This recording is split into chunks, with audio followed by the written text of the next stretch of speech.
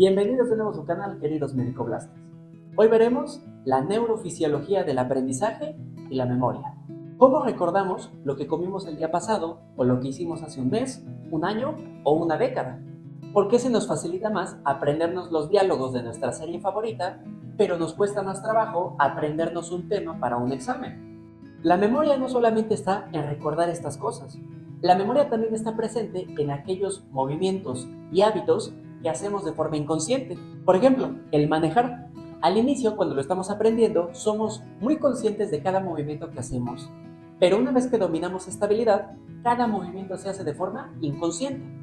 La mano de un guitarrista que tiene una motricidad muy fina para tocar la nota exacta. O un bailador que ya sabe qué músculos activar específicamente para realizar la coreografía. Todo esto es la memoria. La memoria es una herramienta que también tienen otros seres vivos y les ayuda a sobrevivir. Por ejemplo, para recordar lugares donde hay potenciales depredadores y evitar esas zonas.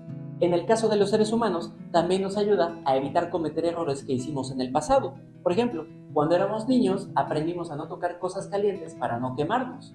Y además de esto, la memoria es la que nos permite tener una personalidad que se basa en nuestras vivencias y experiencias. En este video veremos esto y muchas cosas más, así que quédate hasta el final porque te va a encantar. Vamos a empezar definiendo estos dos conceptos clave que son el aprendizaje y la memoria. El aprendizaje es la adquisición de nuevos conocimientos, información o experiencia. Y la memoria es la capacidad de almacenar estos aprendizajes o conocimientos y recuperarlos cuando los necesitemos. Asimismo, la memoria tiene 4 etapas: codificación, almacenamiento, consolidación y recuperación. La codificación es el procesamiento de esta información en el sistema nervioso.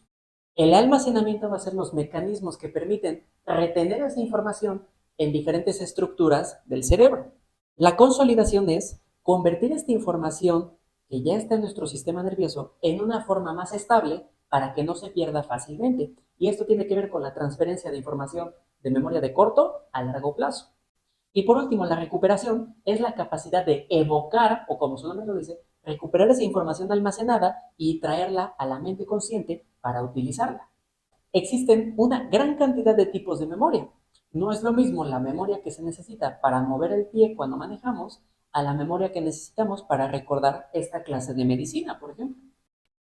A grandes rasgos podemos clasificar la memoria en dos grupos.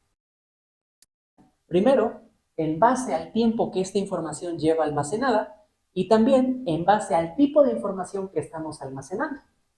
En base al tiempo se puede clasificar en memoria a corto y largo plazo. La memoria a corto plazo retiene la información desde segundos hasta minutos y la memoria a largo plazo la retiene desde días hasta toda una vida. La memoria a corto plazo también se conoce como memoria de trabajo. Esta memoria de trabajo permite capturar una muy limitada cantidad de información hasta que ya no sea necesaria o útil. Esta memoria nos ayuda, por ejemplo, a capturar una contraseña, un número de teléfono, etc. Pero esta memoria de trabajo se puede perder fácilmente. Si nosotros nos distraemos, podemos codificar mal esta información y, por ejemplo, recordar un número que no correspondía en el código o el teléfono. La memoria de trabajo va a tener dos componentes. Consta de subsistemas verbales y visoespaciales y un procesador de control ejecutivo. Los subsistemas permiten capturar la información, mientras que el procesador de control ejecutivo da recursos u otorga recursos para que sean capaces de almacenar información. Es como una computadora. El procesador de control ejecutivo es la memoria RAM que le da capacidad a estos subsistemas para que puedan trabajar. El subsistema verbal captura información que tiene que ver con el habla o los sonidos emitidos, por lo que tiene que ver con el lenguaje y la audición. Por ejemplo, cuando nos dictan una contraseña de una cuenta bancaria, 3574, ok, 3574, 3574, y la usamos, 3574. Y una vez que se utiliza, esa información se pierde. Por lo tanto, las áreas cerebrales que controlan este subsistema verbal son el área de Broca y la corteza sensitiva. Y el subsistema visoespacial permite capturar información del espacio o el entorno y los objetos. Por ejemplo, Estoy viendo un edificio. Ahora, en mi mente puedo imaginar la forma del edificio, el tamaño, el color, la forma del cielo, si había nubes, cuántas personas había, etcétera. Por lo tanto, este subsistema está regulado por la corteza occipital, temporal y parietal al mando de la corteza prefrontal. Piensen en esta memoria de trabajo como el comando de Windows de copiar y pegar, el famoso control C, control V. Cuando en Windows copiamos una información y realizamos otro comando, se puede llegar a perder esta información que copiamos. O si copiamos otra información distinta, se pierde la que copiamos originalmente. De igual manera, la memoria de trabajo retiene una muy limitada cantidad de información y si nosotros nos distraemos o empezamos a saturar este sistema, perdemos la información original que captamos. En general, la memoria de trabajo va a estar al mando de la corteza prefrontal y aquella información que entra por la memoria de trabajo y que se necesita almacenar porque se usará posteriormente, se pasa de la corteza prefrontal hacia estructuras que tienen que ver con la memoria a largo plazo, que van a ser el hipocampo y la corteza temporal medial. Pero mucho cuidado, lo único que van a hacer estas estructuras es recibir la memoria de trabajo que está al mando de la corteza prefrontal, procesarla en estas estructuras y enviarla a donde ahora sí va a recibir toda nuestra memoria. Por lo tanto, en el hipocampo como tal no está la memoria, pero es un factor clave que permite procesar la memoria. El lugar a donde va a llegar esta información y se va a quedar de forma definitiva es toda la corteza cerebral. Imagínense ustedes la mejor cita que hayan tenido con la persona que más aman. ¿Recuerdan el olor de la comida, la forma de la cara de la persona, la música que se estaba tocando de fondo, entre muchas otras cosas? La memoria del olor de la comida va a estar almacenada en la corteza olfatoria.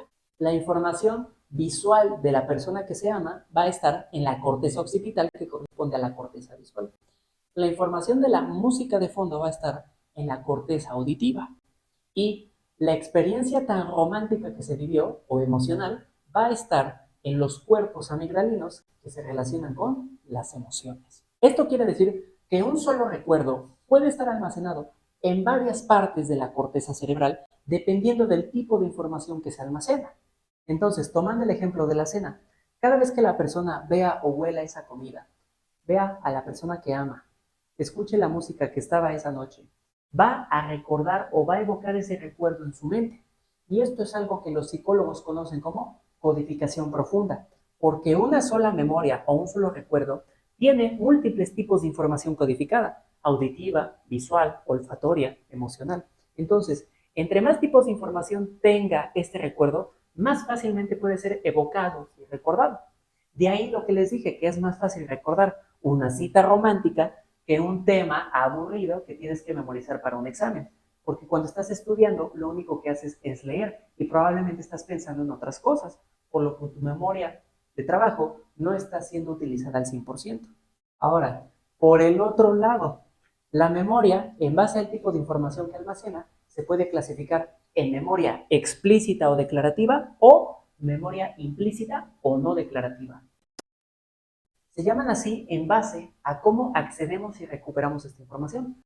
La memoria explícita o declarativa, como su nombre lo dice, se puede verbalizar. Estamos conscientes de cómo adquirimos y recuperamos la información. Y por el otro lado, la memoria implícita o no declarativa, como su nombre lo dice, difícilmente se puede verbalizar, pero inconscientemente está ahí y la estamos aprendiendo y recuperando, aunque no seamos conscientes. La memoria explícita la podemos dividir en semántica y episódica. La semántica tiene que ver con el conocimiento de palabras, lenguaje, números y conocimientos teóricos. Por ejemplo, cuántos huesos tiene el cuerpo humano, cuántas cavidades tiene el corazón. Y por el otro lado, la memoria episódica tiene que ver con experiencias personales y eventos que vive la persona en específico. Cómo era papá, cómo era mamá, cómo eran los hermanos, las vivencias que tuvo en la infancia esta persona, etcétera. En esta tabla se pueden ver las diferencias entre memoria semántica y episódica. Un dato muy importante es que este tipo de memoria explícita se procesa también en el hipocampo y la corteza temporal, a diferencia de la memoria implícita o no declarativa, que se procesa y almacena en diferentes lugares del hipocampo y la corteza cerebral. Esta memoria implícita la podemos clasificar en 4 rubros. primado o priming, procedimental, asociativa y no asociativa. La memoria tipo primado o priming tiene que ver con una exposición inicial a palabras y objetos y en posteriores ocasiones es más fácil de reconocer este objeto-palabra. Por ejemplo, si ustedes ven estas letras que forman la palabra per, es más fácil generar nuevas palabras. Por ejemplo, pero, perro, pera, periférico, perfecto, etc. Su almacenamiento está relacionado con el neocórtex o neocorteza. La memoria procedimental tiene que ver con esta capacidad de realizar tareas que antes nos costaba trabajo y ahora las podemos realizar de forma automática. Por ejemplo, atarnos la corbata, los nudos de los zapatos, manejar, montar la bicicleta, tocar un instrumento, escribir en una máquina o laptop. Su almacenamiento y procesamiento está relacionado con el cuerpo estriado y los ganglios basales. La memoria asociativa tiene que ver con el condicionamiento. Esta teoría que implementó Iván Pavlov en sus experimentos con perros, en los que asoció el hambre con el toque de una campana. Y cuando solo se tocaba la campana, el perro experimentaba la salivación. Ejemplos de memoria asociativa sería, por ejemplo, asociar el sonido del timbre de la escuela con una sensación de paz o tranquilidad, ya que viene el recreo o un descanso. Y las estructuras que se encargan de procesar y almacenar esta memoria son la amígdala y el cerebelo. La amígdala para memoria asociativa de tipo emocional y el cerebelo para memoria asociativa de tipo motora. La memoria no asociativa es lo contrario a la memoria asociativa, ya que aquí no relacionamos un estímulo con una respuesta. Y aquí tenemos dos ejemplos, la habituación y la sensibilización. En la habituación, el primer contacto con este estímulo puede llegar a ser molesto o que le prestemos mucha atención, pero conforme los estímulos siguen entrando a nuestro sistema nervioso, se van silenciando, por lo que cada vez nos vamos percatando menos de este estímulo. Ejemplo es cuando vivimos cerca de una zona ruidosa. Al principio puede ser molesto el ruido, pero pasando los días llegamos a ignorar o incluso olvidamos que vivimos junto a una calle muy transitada. Todo lo contrario pasa en la sensibilización. El primer estímulo puede llegar a ser inocuo, pero conforme se va estimulando, este estímulo puede llegar a ser notado muy fácilmente. Ejemplo de ello es la alarma del despertador. No importa qué tan cansado estés, la vas a escuchar y cada vez va a ser más y más molesta. La estructura relacionada con la memoria no asociativa son múltiples vías reflejas. Esta va a ser entonces la forma en la que clasificamos a la memoria y sus múltiples ramas y las zonas en las que se procesa y almacena cada tipo de memoria.